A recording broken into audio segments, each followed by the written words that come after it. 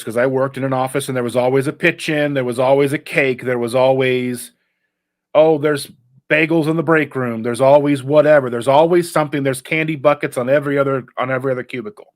How do I navigate this minefield in the beginning? My answer to that was, Dustin, how did you find Carnivore? well, that's a long, convoluted question, but here goes. So, there's a backstory to me finding carnivore through keto. So I'll go ahead and kind of give you that high level. All of that started in about 2016 with me.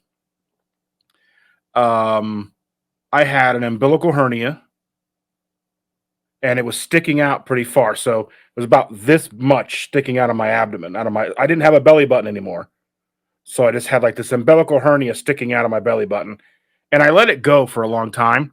And my wife's a nurse, and she would bother me and bother me and bug me about getting it looked at.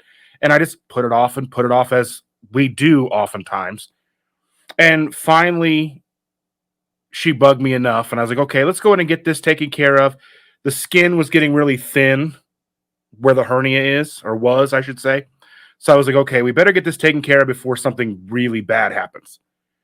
So, in the process of trying to find a doctor to help me with the umbilical hernia, I was also going in and working on getting a CPAP for sleep apnea.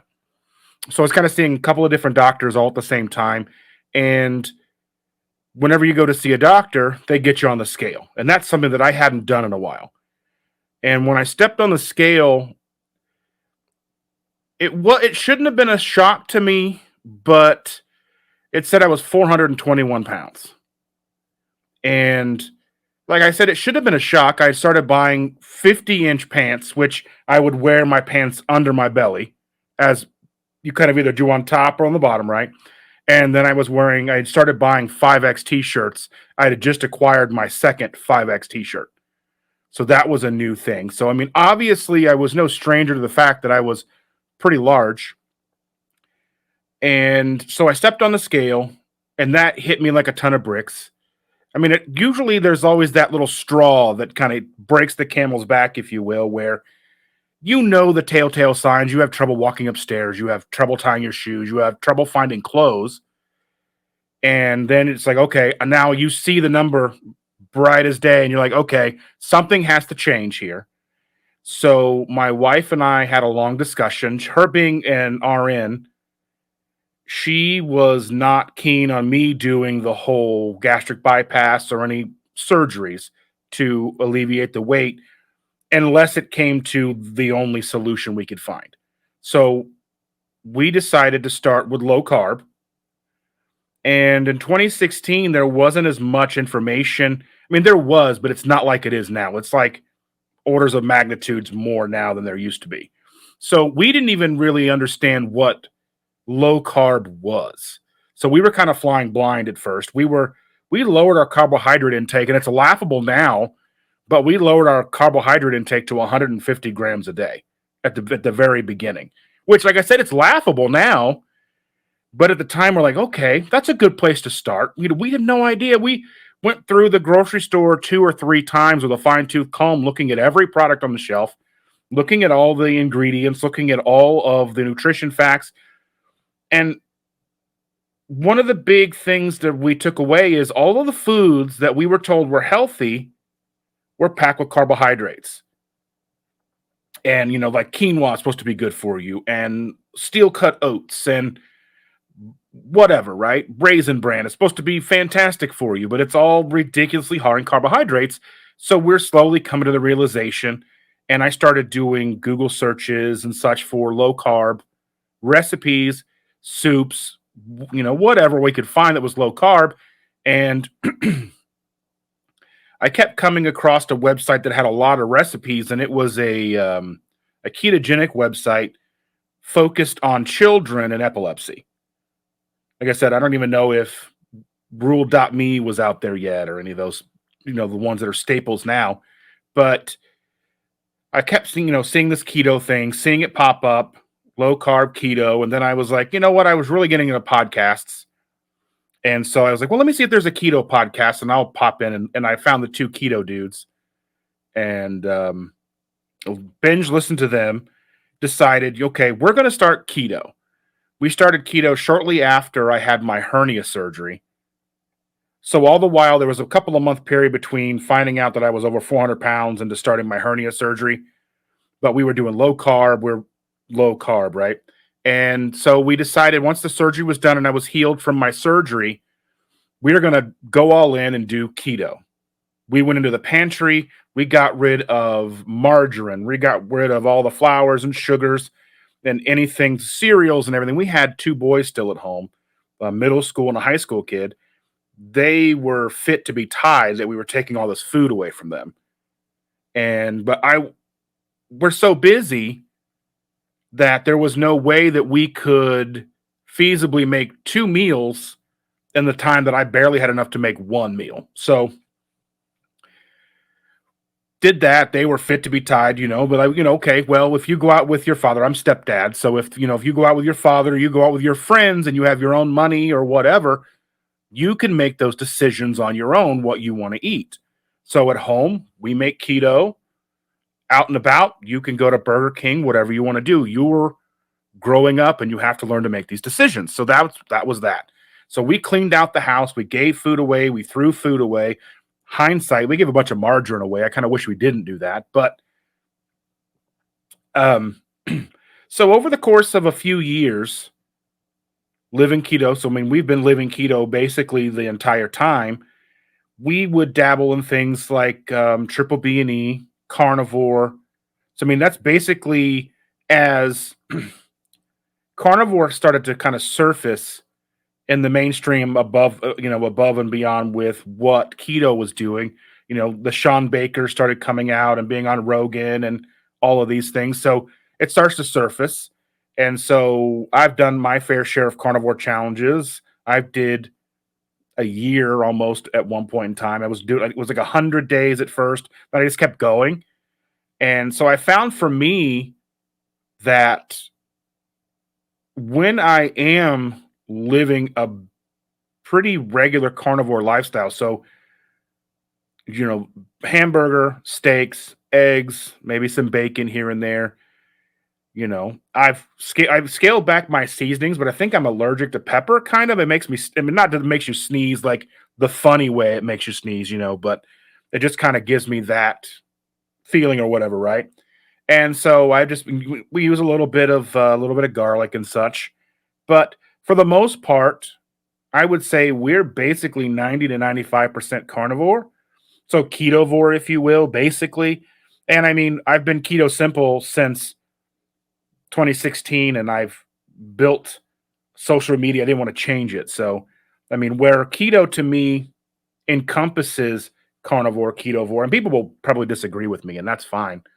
But I kind of feel like I mean, I think you'd have to be doing a very severe carnivore lifestyle where you're eating 5, 6 pounds of meat a day, I think, for you to not be in ketosis, at least most of the day. So I don't see that carnivore is outside of keto. I think they're all kind of under that umbrella, like the proper human diet, if you will. So that's kind of in a nutshell how I got to carnivore and changed my life, So, really. yeah, well, I mean, on that point, what has happened and how have things changed for you? And also, was everything okay regarding the hernia?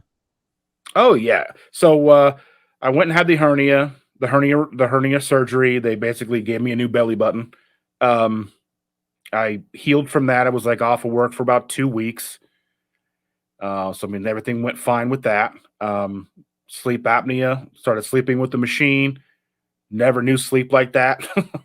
I don't know if anybody's out there and you haven't tried a mouthpiece or a CPAP machine and you're snoring and your significant other staying awake late at night, you're probably doing more harm to yourself than you realize. Do something about it. I mean, that's like one of those things like change your diet, try to make sure you're getting that sleep. We know sleep is so important.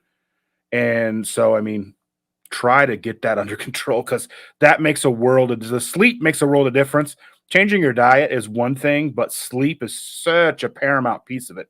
So I couldn't recommend that more.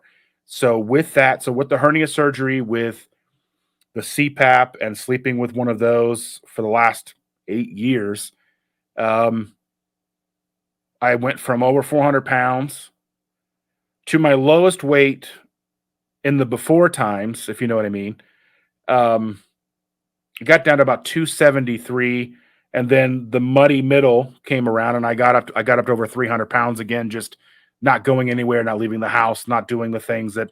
And now I'm kind of in that range. I'm working to kind of call that off again, changing things because I still don't leave the house as much. I still basically don't work outside of the home, so that's an issue. But I'm working on that. So because I mean, there was a lot of things involved that I think people that get to be as the size of myself never really talk about, where not just the size of the clothes. Like I got to the point where I could only really find clothes at Kmart, and I was buying just basically the same clothes over and over again because they only had a certain style at Kmart.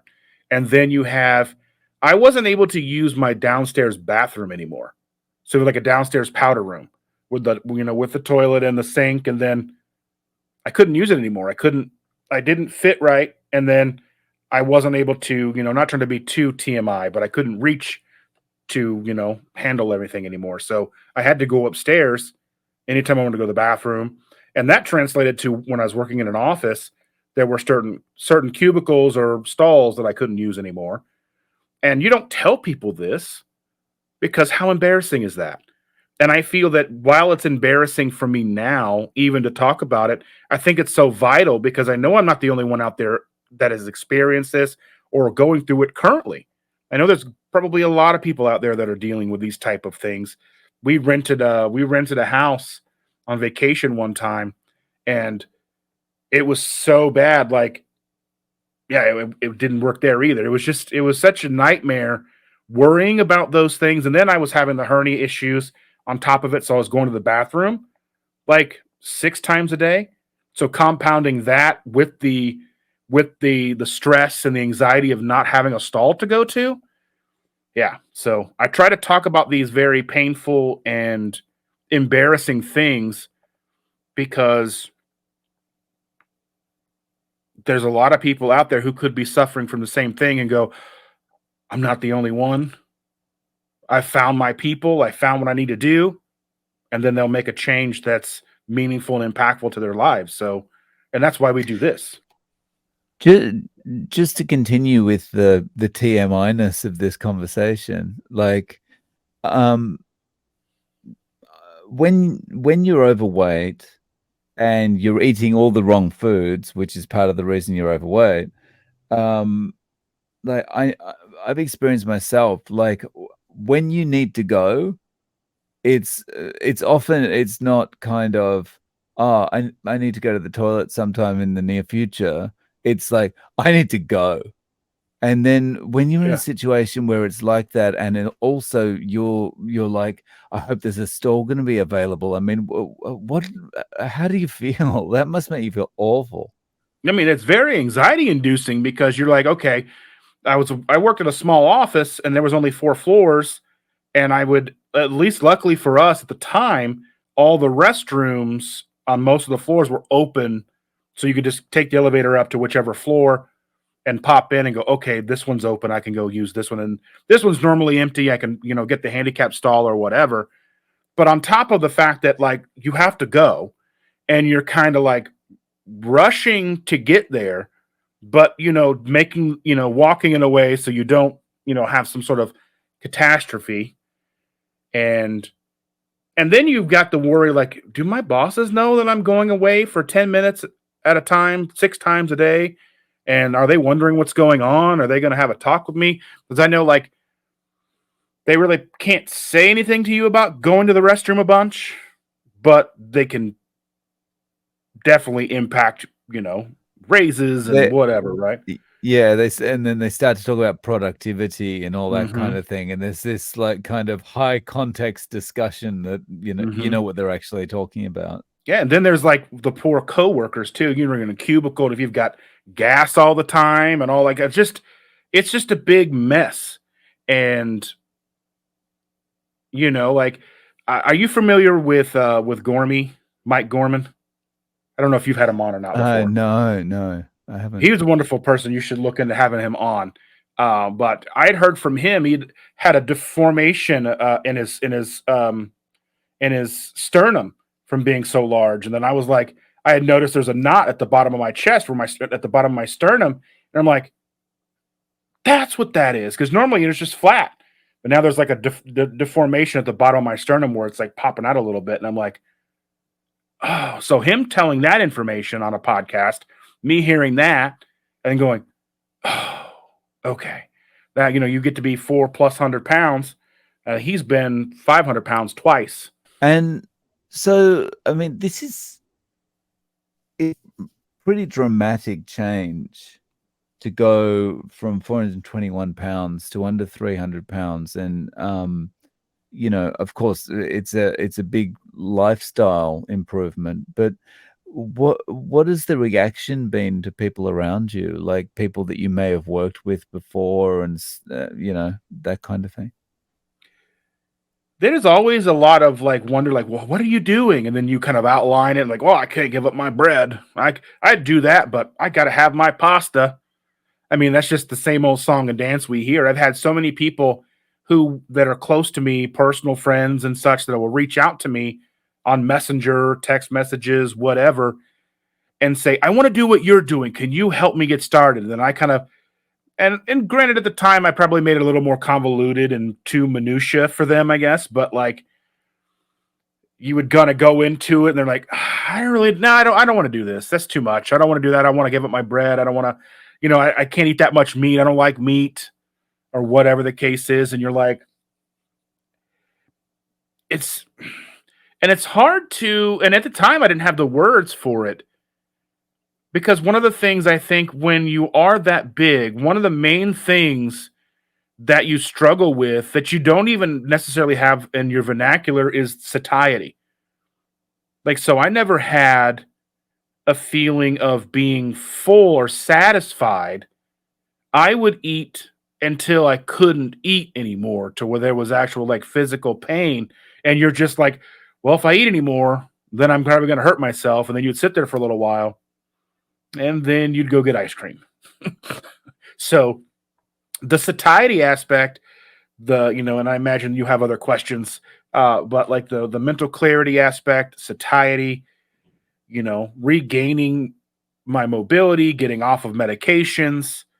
There's so many things. I always tell people weight loss may be what kind of got you knocking on the door, kind of got you in the door, but weight loss isn't necessarily what's going to keep you around, because we see a lot of things that you can do out there. You can kill yourself in the gym. You can calorie restrict yourself to oblivion and lose weight, but it's not sustainable. You're not finding satiety. And if there's no satiety and there's no feeling of satisfaction, it's just going to kind of wisp away, and you're going to go right back to old habits. So, I mean, if your new habits you create aren't sustainable long term, then it's all going to come flooding back. Yeah. I think that's a really important point about the satiety. It's like real satiety versus fake satiety. And I remember that fake satiety. It was like, you've eaten so much that your stomach is starting to push you away from the dinner table. I mean, like It's where awful. you would get to the bottom of the potato chip bag and you're like, I'm still hungry, but I'm out of chips. Why didn't there was always that little weird disconnect of like, why didn't this whole bag of chips satisfy me? Why didn't this sleeve of cookies, why didn't it satisfy me? I may have been stuffed beyond repair, with just, that last cookie, that milk, whatever it is, and you're just like, oh, but you're never satisfied.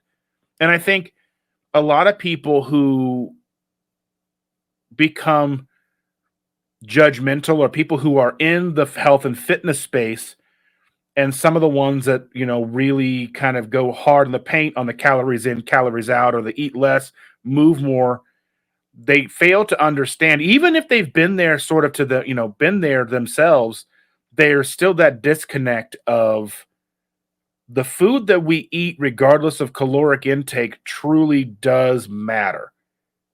Now, calories may matter in some aspects, so I'm not here to argue that. But the fact that if you eat 1,600 to 2,000 calories of beef and eggs in a day, you're going to be far more satisfied than eating 5,000 calories of pizza and chips and ice cream and donuts and whatever else that you want. You're going to graze all day. You're going to eat far more food, but you're never satisfied. You're always chasing. There's obviously a dopamine aspect to it as well, but you're never your body's always like, I need something, and you're not giving it what it needs. Yeah. I always kind of think of the fake satiety thing as a little bit like, when that first girlfriend dumps you in junior high school or whatever, you can never get over it. You're always going back. That's like the fridge. You're always going back and looking longingly at the fridge, like, oh, please take me back. Please take me back, Yeah. because you think there's never going to be anyone else, because you're so young and it's your first love, but real satiety is when yeah, there's plenty more fish in the sea, it doesn't matter. Yeah, true satiety is knowing that I'm going to eat this today. I'm going to feel better tomorrow. And even there are times where old habits or old thoughts creep in. And I'm like, you know what? Whatever it is sounds good. Whatever it might be, whatever the old haunts might be, kind of come creeping in. They're like, that sounds good. And you're like, it does sound kind of good. Maybe you saw an ad, maybe you saw a commercial, maybe you saw a photo or whatever it was. And you kind of start thinking about it. And then anymore, in the beginning, it was way harder. But now, 8+ years into this, I start thinking about, well, if I eat that, am I going to sleep good tonight? Am I going to feel bad tomorrow? Are my fingers going to feel weird tomorrow? Am I going to have gas tomorrow? Am I going to be just feeling gross tomorrow? There's a lot of ifs because, I may have some sushi every once in a while or something on a birthday or whatever. But I mean, I kind of understand what that's going to do to me. But I try not to do the old cookies and cakes and ice cream and all that stuff or pizza, bread type things. Even the keto bread, sometimes you'll think, you know what, it'd be nice to have some hot dogs with with an actual bun or something, like that sounds kind of nice. But then it's like, well, then I'm going to be gassy tomorrow, bloated. Do I really want to deal with that? And sometimes you're dumb and you're like, sounds good anyway. You know what I mean? But most of the time you have that now built in kind of barometer, I guess you can call it, of, well, I don't want to feel bad tomorrow, so I'm going to eat my burger patties tonight. I'm going to have some eggs tonight, and then whatever else. And I always get upset at myself when I go to the grocery store because I'll be good at the grocery store and I won't buy things that I want to snack on later. And then I'll go looking at what I bought and realize that I didn't buy anything that I want to snack on later. Then I'm angry with myself. That level of control, that's something that comes with time, right? Yes. Like, for someone watching now that might be, on the verge of jumping onto keto, jumping onto carnivore, they might be thinking that might be one of the biggest worries is like, how am I going to get through this period of those intense cravings? Because when you're eating a regular diet, when you first go on carnivore, you're that those intense cravings are still there, and those kind of feelings of like, I know I'm going to feel bad if I eat the hot dog, but with the bun, but I'm just going to do it. How long did you to get over that feeling? I would say it probably was once I had the realization, I should say, because in the very beginning, I kind of wanted, because that's an excellent kind of question. For somebody who is watching this, who is thinking of jumping in, to start from the beginning, what I did for me, knowing that I have, food issues, overeating issues, those obviously come into play. I understand, to me, I was like, okay, I'm going to pack myself a lunch every day to where if I'm at work in an office, because I worked in an office and there was always a pitch in, there was always a cake, there was always, oh, there's bagels in the break room, there's always whatever, there's always something, there's candy buckets on every other cubicle. How do I navigate this minefield in the beginning? My answer to that was pack lunches. So I would pack 12 boiled eggs, a whole bunch of lunch meat, like, string cheese. And I would take a lot of it home every night, but I would pack enough that if those cravings truly, truly hit, I had enough that I didn't go, okay, well, now I'm out of my boiled eggs and I'm out of my string cheese. Well, there's tortillas over there. I can, make some, you know what I mean? So I could bring more than I needed. And some people may need to bring more than that. Some people, it just really depends on where you are and how truly food addicted we are. Because if you can stuff yourself, if you were coming from a model where you don't stop eating until there's no more food or you're bursting at the seams, you've got to prepare for that because it's going to take a while for those hormones to recede and those hunger cravings and all those things to really subside to where you can, I always tell people, don't be hungry. If you're hungry, have a boiled egg, have string cheese, have some pepperonis, whatever it is, some chicken lunch meat, some turkey lunch meat, whatever you like, bologna for that matter. I mean, at the very beginning stages, being perfectly clean isn't more important than consistency because consistency and battling those cravings with the foods that are going to keep your insulin low is going to win the war. You may lose a battle here and there, but you're going to win the war like I was able to do. And I mean, I'm still battling to this day. I still have food addiction issues. I don't think like I think with like any kind of addiction, they never truly go away. You just have better tools to fend them off, so to speak. Yeah, that's a good point. I mean, they never go away. Like I used to say to people, I used to be an alcoholic, and I thought eventually I thought, well, who am I kidding? I'm an alcoholic. I'm just managing it, you know. Um, it's yeah, you just get to a point where you've got a higher level of control so that you can kind of ignore or get over the cravings somehow, and you've got to maintain a certain level of control. You know, you eat one donut, you might be okay. You eat two donuts, and you're going straight back downhill, right? It's very possible. I mean, it's a case by case basis, that whole n equals one type thing, because, and it also depends, are you day one or are you day 100? Like day one, pull out all the stops, you know. I was also at the very beginning of this, like Bulletproof coffee, the fat butter coconut oil coffee was the thing. If you weren't doing that, are you even keto, bro? You know what I mean?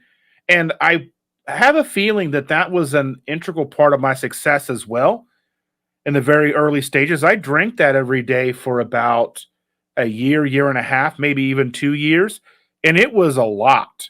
I was making a 30-ounce coffee, like the steel tumblers, and I was putting in, it was about a half a stick of butter and about 6 to 8 tablespoons of coconut oil, or refined coconut oil. I was buying it by the gallon. Thankfully, at the time, it was like $17 a gallon on Amazon. It's like $50 a gallon now. So it would have been a completely different proposition now. So we're looking at about 165 grams of fat, give or take, about 1,100 calories, give or take, in my morning coffee. I wouldn't drink it till I got to work. I would start drinking it. I would drink on it for a few hours, and then I would have my string cheese, my boiled eggs, my lunch meat, whatever, and I would dip that. I would dip that into mustard or whatever, And I kind of feel, and I know there's a lot of stigma that go like drinking your butter coffee. I think that truly helped me as an individual where I was at the time be successful. I mean, that's a crazy amount of calories, a crazy amount of fat. But I think with where my satiety signals were at the time, they were nowhere to be found. I truly think that that was one of those things I kind of fell into, but I fell into success based on the popular trend at the time. And I know that, so I would recommend maybe, it worked for me. Doesn't mean it'll work for, anybody else, but I would say making sure in the very beginning, if you're starting at over 400 pounds, 300 pounds, depending on your frame, I'm 6 foot tall. So if you're 5'5" and 300 pounds, that's probably close to where I was at 400 pounds or whatever. But, you know, work with what you have and throw everything at it you can. I didn't start fasting. Wasn't fasting at the time. I was lucky to go maybe 10 to 12 hours without eating. That's probably a normal standard American diet window, really, if you're talking about you don't eat before like an hour before you go to bed, you don't eat for an hour after you get up, whatever. You sleep 8 hours. But I think just loading up your toolbox, filling it with everything that you think is conceivable for your own success, and then make it easy. I didn't have to warm anything up in the microwave. I didn't have to, I was lucky I had a coffee pot that had a timer on it. So I could set the timer. So when I came downstairs in the morning, my coffee was ready to go. I just poured in. I went through 5 or 6 immersion blenders making that coffee over those 2 years or whatever it was. I started out with some plastic ones. Don't do that. They just start to split because of the heat of the coffee. And I went to Cuisinart ones and still went through about 2 of those, 3 of those. So get you some good equipment. On this kind of point, one of the issues that I had over the years, because I'd been trying to get to the point that I'm at now, I've basically been trying for about 20, 22 years to get here. One of the biggest issues I had was I'd do really well on low carb keto for a week, 2 weeks, and then I'd be like, oh, donut. And I'd eat the donut or I'd eat the ice cream or whatever. And, while I was eating it, I was thinking it's just going to be this one and then I'll be okay. But by the time I was finished, it was like, oh, well, I've eaten a donut now, so who cares? And then you just fall off the wagon. And then it's worse because then it's like more donuts or more ice cream or whatever. Did you ever experience anything like that?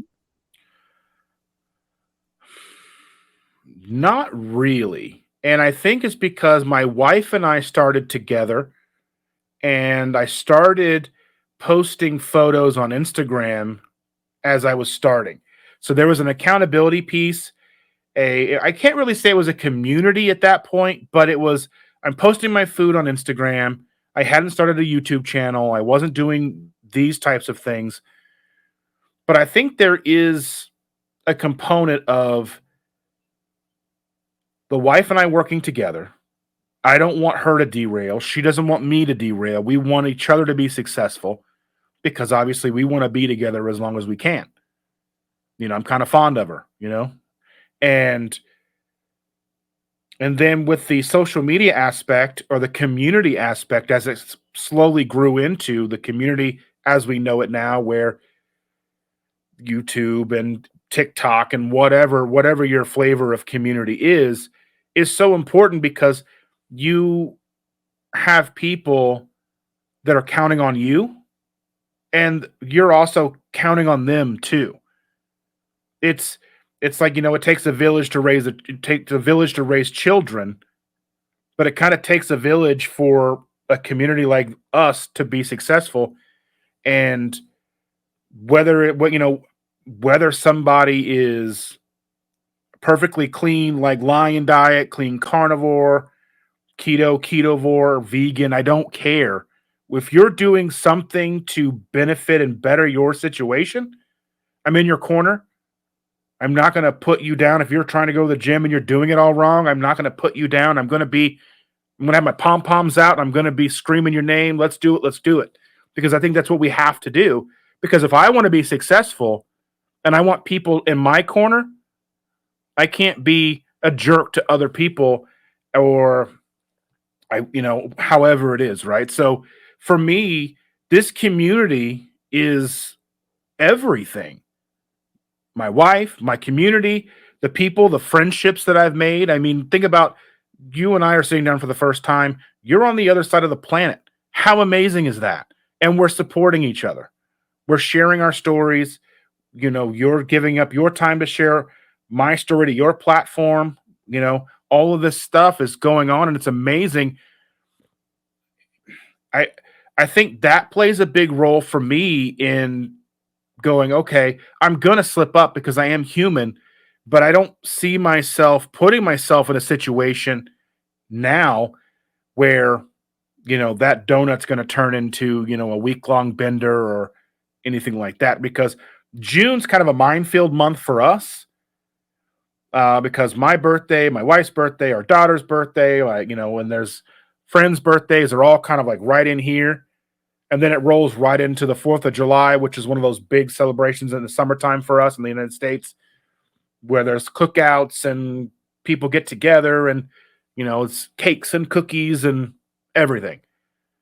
And so, something like June is a difficult month for us. We navigated the best way we can, and being transparent, being supportive, and sharing this journey with everybody is what really keeps me personally from falling off the wagon, because I don't want to disappoint you, Dave. I don't want to disappoint people who are looking up to me, or, people who follow me on YouTube or Instagram or Facebook or whatever the case is. And I think that's so important. And that's really, I don't know. It's like, it's a, kind of an everything to me. Yeah. So regarding your wife, when she got started with this way of eating, did she have any maybe more reservations about it than you did, because she's a nurse and maybe this is kind of anti medical training? She did, but I went down the rabbit holes, so to speak. Excuse me. And she knew that low carb was probably going to be the best way for us to lose weight, because that was the prime directive at the time, weight loss. And going into this, I started watching a lot of Low Carb Down Under. I was watching a lot of like talks, just long talks, found Finney and all these people. And I was looking into the science of it all, and, like, whether or not it's been, peer reviewed or whatever, but just these amazing people who have been working on these things for so long. And then, we would talk about these things, and, she was worried. There was a point in time where she was worried about sodium content and all these things and cholesterol. But over time, a lot of that subsided, and she would talk with people in her profession, whether it was nutritionists or whatever in the hospitals. And she would, well, we're doing this keto thing. Oh, you shouldn't do that. It's bad. Why? Well, why is it bad? Well, it's unsustainable. What else? Well, it's just really hard to do. What else? It's just not sustainable. It was just these kind of, non answers. They didn't have an answer as to why. So, I mean, I think a lot of that, talking with nutritionists and such, and I mean, obviously, as a nurse, she can't promote a ketogenic lifestyle to her patients, because that's not her lane. The doctor's going to set, a diet. The doctor's going to set all the things, and she just brings it to them and makes sure that they're doing what they need to do and making sure the medicines aren't messing up and whatever.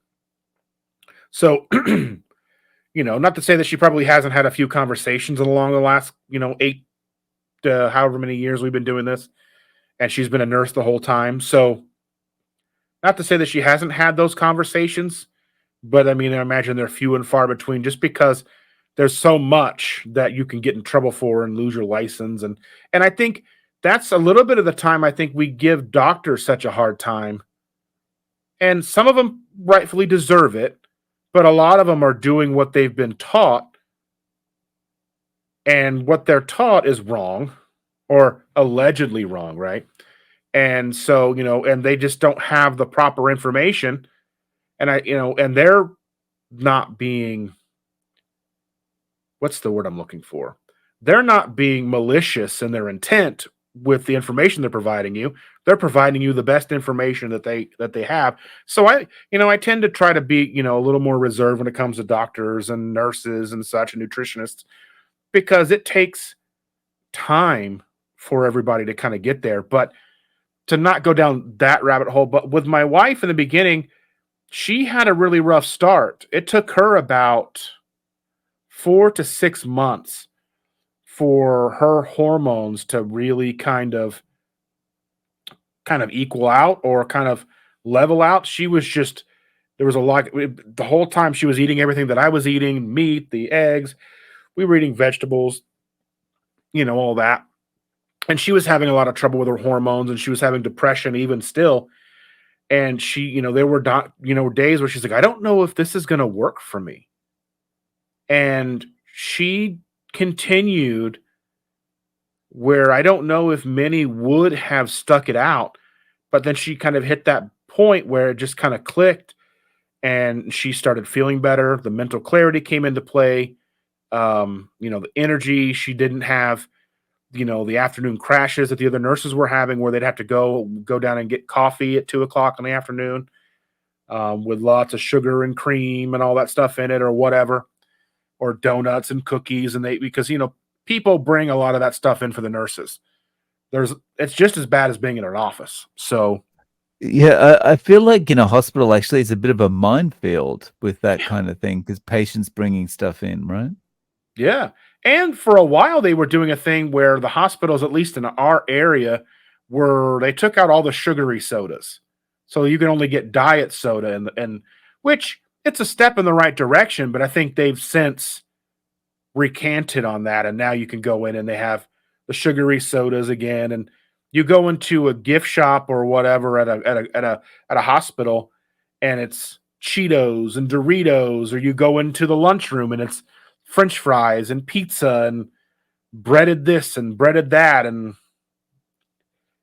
seed oils and all that. Everything's fried in a seed oil and everything. And that's a minefield in of itself. So, I pack her lunch. Like, when we're done with this talk tonight, I'll go in and I'm going to cook her 3 steaks. I'm going to cut them up, put them in bags, give her some cheese, give her electrolyte packets, put it in the fridge, and she'll take that off tomorrow morning when she leaves to go to work with her coffee. And, that way she doesn't have to worry about navigating that, because she's got everything she needs ready to go. Oh, nice. So, for you, what's a day of eating like regularly? Well, the first thing I do is have my coffee. I still have my big coffee, but I'm just putting a little bit of heavy cream in it. I don't put all the fat in it anymore. So I have my heavy cream and coffee, and then I have my granddaughter here 5 days a week. And so I get up, I get her the berries out. She likes strawberries, blueberries, whatever's in season. And she likes eggs. Sometimes she wants cheese on her eggs. Now, we're not the typical grandparents, because a lot of grandparents are going to be, here, have cereal, here, have cookies and candies and all this. And we don't do that. And it's a little confusing to her to a degree, but, she's here with us and we feed her the way that we're going to feed her. And she's not a soda kid. She's not a chocolate milk kid. She likes regular white milk. And, she'll try things if we're out at Costco and they have samples. She'll try things. Doesn't like a lot of stuff. She is very, very, like, low carb ish. I mean, if you give her a bag of Cheetos, she's going to go to town. Kids love that kind of stuff, but, and sometimes we will give that to her, but it's very few and far between. Whereas her parents are more likely to give her that stuff, is where typical household, the mother and father are going to feed them the Brussels sprouts and make them eat their peas and carrots or whatever, and then grandma and grandpa feed them full of sugar and send them home. But we're with her all day, so I don't want her acting like a butthead during the day and she's sugar high. I don't want that. I'm not going to send her home because I don't want her teeth to fall out. I want to make sure she has every advantage that she deserves to have. So eggs, I do make her. I'll buy like low carb, these little bagel thins for her, or low carb bread or whatever. It changes. Sometimes she'll want things and she'll decide that she doesn't want it anymore. Make her little sandwiches, egg and cheese sandwiches. She likes steak. She won't eat burger. Sometimes she'll have some chicken nuggets. But realistically, we try to keep her on the right track, whether she knows it or not. So, but then to get back to where I'm at, I'll make all of that for her. And like, I haven't eaten today. It's 7:42 my time at night. I was And I going to haven't eaten say, yet. yeah, it's pretty Yeah. late not to have eaten. Yeah, so I haven't eaten yet today, but I had errands to run and I had my coffee earlier today, and it doesn't bother me. Sometimes I'll eat at 1 o'clock in the afternoon. Sometimes I don't eat till 9 o'clock at night. I'd rather not eat at 9 o'clock at night. I would rather eat during the daytime. So when we do finally get to bed, depending on what we've got going on at night, sometimes we're up late. If I'm working on content or whatever, we're up late. And she has a side business and stuff. So we're busy a lot of the times. And we'll forget. She's like, she'll call me or come in my office. Are you going to cook anything tonight? I'm like, oh yeah, I probably should. A lot of times I end up eating because I think I probably should eat, but I forget to eat. I mean, there are days where I'm like, you know what? I want to go down and have me some burger and eggs. That sounds really good right now. I'm hungry, but I don't have that like I used to, and I'll forget. I forget to eat all the time. So that's just one of those things like that never would have happened before. I would have maybe not eaten, but I definitely didn't forget about it. Now, I mean, we've been talking about food for the last 45 minutes, and I haven't even thought of, like, it hasn't even like clicked. I should probably eat, but I know I'm gonna cook some steaks when we're done here for dinner and for her lunches. And so we'll eat those and then we'll go back and doing whatever. We may watch some TV or we'll finish working or whatever. And then we'll go to bed and she'll go to work. I'll have the granddaughter tomorrow and we'll start the day over. So, I mean, Yeah. that's really my day is just, did I remember to eat? And that's true food freedom, right? Very much. I mean, the food freedom is just, there's a liberation with it. Um, I have anxiety about food to a degree, but more so like if I'm planning like a recipe video or something, I'm like, well, then I've got to cook this. And then are we going to eat it tonight? Or are we going to put it in the fridge? Like, that's going to be what our dinner is. Or, yeah, but I mean, outside of that, normally it's just steaks, burgers, chicken thighs, cooked in lard, whatever. So, I mean, we're pretty simple most of the time. And most of the time it's carnivore because it's easy and it fits into a lifestyle that we have for ourselves where if I forget to eat and then I need to eat something, I can throw some frozen burger patties into the skillet. I can warm up some chicken that I made yesterday for her or whatever. And then we can eat that and go about our day. Just because, I mean, she forgets to eat. She's in there working right now doing her side business stuff. And she's probably hungry, but I told her when we were done with this that I would cook her something. But it's just the food freedom is just one of those attributes. I think it's kind of one of the unsung pieces. So the satiety and the food freedom. So the satiety, I don't think gets enough attention. I know that there are talks about satiety, but coming from the perspective of somebody who was always ravenous, always worrying about food, hungry, never full, to be, well, it'll be 8 or 9 o'clock when I eat tonight, but I forgot. I didn't eat earlier today. I had stuff to do. It's awesome. So, Dustin, can you tell us about your channel and the other places we can find you online and what kind of videos we can see? Sure. So My channel is kind of a mix. There's some recipe videos, there's keto recipes, a lot of keto recipes because there's not a lot of carnivore recipes, really. I mean, you cook a steak, you cook a piece of burger, you cook some eggs. There's not a lot to it. So I do put keto recipes up on my channel because I know that there is a desire for that, and I have a knack for cooking them. So there you go. And then I do lives on Tuesday nights. My wife and I get together Tuesday at about 7 p.m. Eastern Standard Time. We have a live where we talk with our followers and members and stuff. And then I talk on Sunday mornings with people that join me about 7:30 Eastern Time. Have my coffee and just sit down and talk with people. And then you could find different types of videos. I talk about how to kind of live a lifestyle, affordably, how to navigate the lifestyle, whether it's carnivore, keto, whatever. And I talk about things like maltodextrin and electrolytes, a lot of things that people hear and people may not know what they are. They may just be like, well, that's a catchphrase or whatever. So I just try to like just explain stuff from a normal person's perspective on things. I have a bunch of videos in the works that I'm trying to get worked out now. It's along the same lines, like just talking about satiety because I don't think it's talked about enough. Like the what we talked about here, the TMI stuff, like things that people may be going through that they don't realize that others are facing too. So that's really what the channel's about. It's about community, bringing people together. Like I said, to me, it doesn't matter if you're a carnivore, lion diet, keto, ketovore. I don't even care if you're vegan. I don't care. As long as you're doing something and you're trying to make a change for your life for the better, I'm going to be your cheerleader. That's what I think we need to do. Nice.